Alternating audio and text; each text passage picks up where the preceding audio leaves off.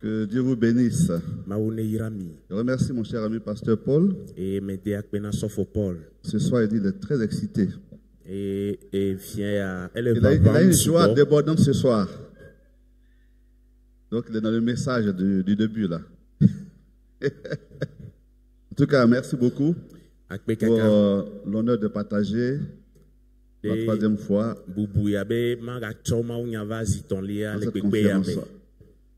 Soyez bénis de me recevoir. Merci à Pasteur Chibeli pour les grandes portions, les grandes vérités bibliques sur l'amour. Donc, je voudrais terminer mon développement que j'ai commencé depuis.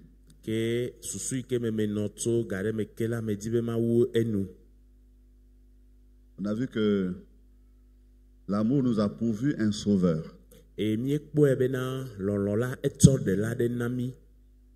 On a vu aussi que l'amour nous préserve. Et maintenant, on va achever par l'amour nous motive. Donc, on va prier. Merci Seigneur pour ta parole.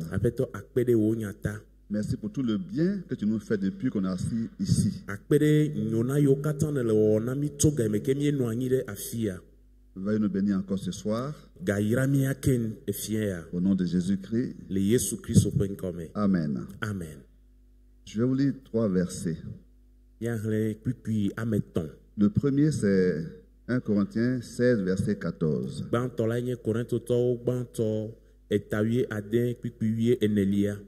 Que tout ce que vous faites se fasse avec amour. Que tout ce que vous faites se fasse avec amour. Le second verset, toujours dans 1 Corinthiens, c'est le chapitre 10, verset 31. Soit donc que vous mangiez, soit que vous buviez, soit que vous fassiez quelque autre chose, faites tout pour la gloire de Dieu. Et puis le dernier verset, dans Colossiens, chapitre 3, verset 17. Et quoi que vous fassiez, en parole ou en œuvre, faites tout au nom du Seigneur Jésus, en rendant par lui des actions de grâce à Dieu le Père.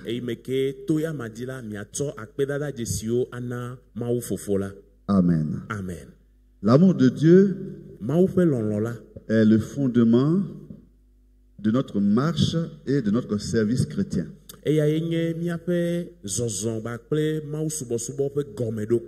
Je dirais de nouveau, hein? Je ne dis rien de nouveau. Parce que Chibeli l'a bien développé hier.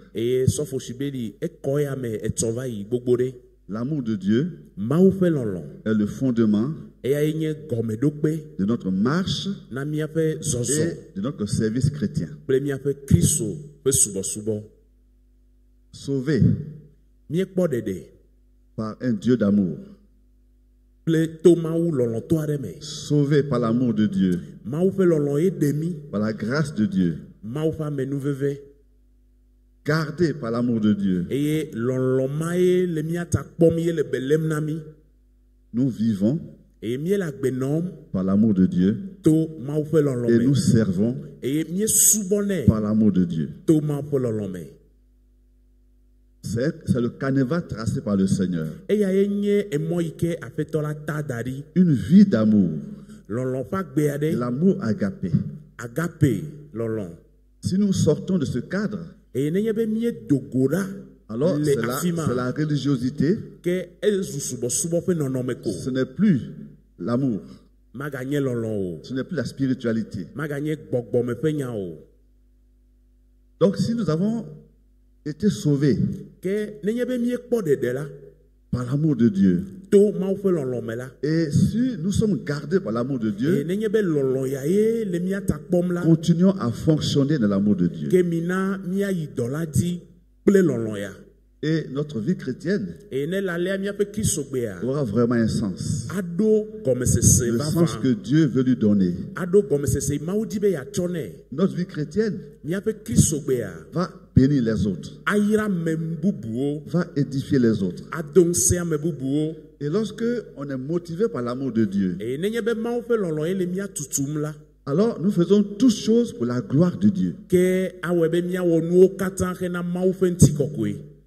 On agit pour que Dieu soit glorifié. C'est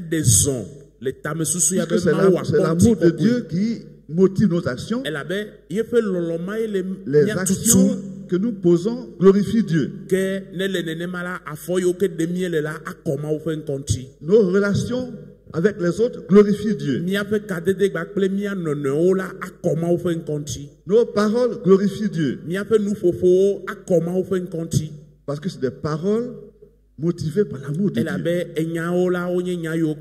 Des actions motivées par l'amour de Dieu. Quand nous sommes motivés par l'amour de Dieu, eh bien nous faisons toutes choses au nom de Jésus-Christ. Au nom de Jésus-Christ. Au nom de Jésus-Christ. C'est important, hein? Je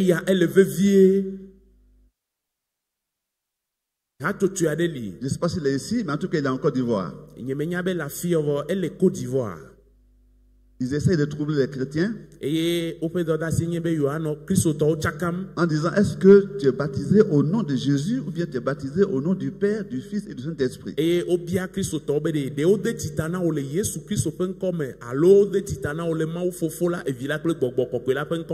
Quand tu dis que tu es baptisé au nom du Père, du Fils et du Saint-Esprit, ils disent que ton baptême n'est pas un bon baptême et que tu n'es pas sauvé.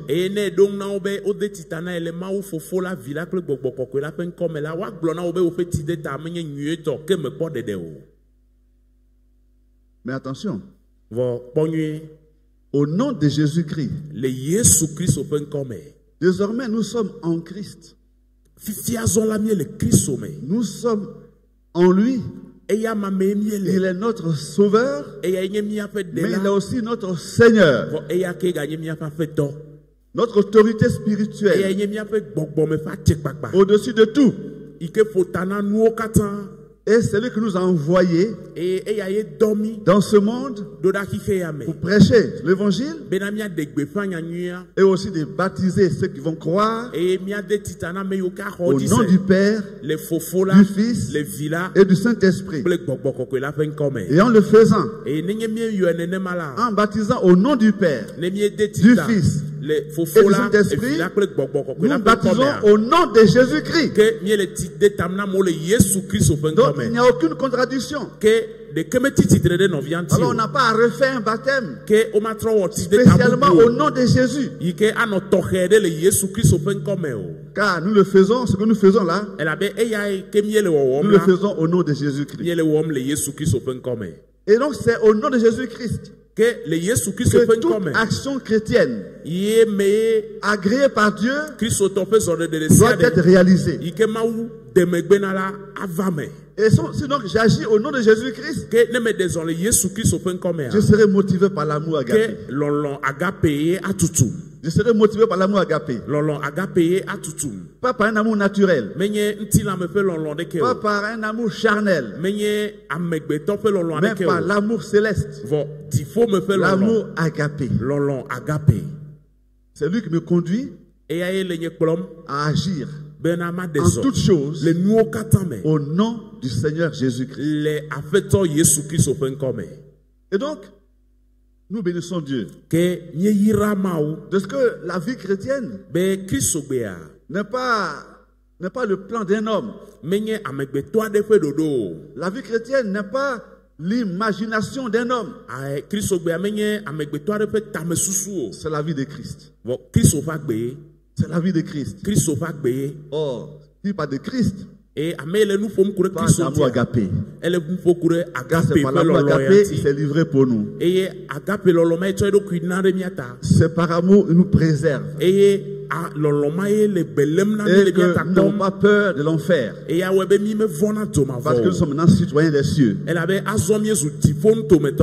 Et donc c'est mu par cet amour agapé que nous servons le Seigneur. Que nous marchons pour Dieu. Que nous marchons avec Dieu. Et que nous trouvons que ces commandements ne sont pas pénibles. Bien aimé, laissons-nous remplir par l'Esprit de Dieu, afin qu'il déverse en nous chaque jour l'amour agapé. Et que par cet amour agapé, nous puissions marcher à la gloire de Dieu. Nous puissions servir à la gloire de Dieu. Que Dieu vous bénisse.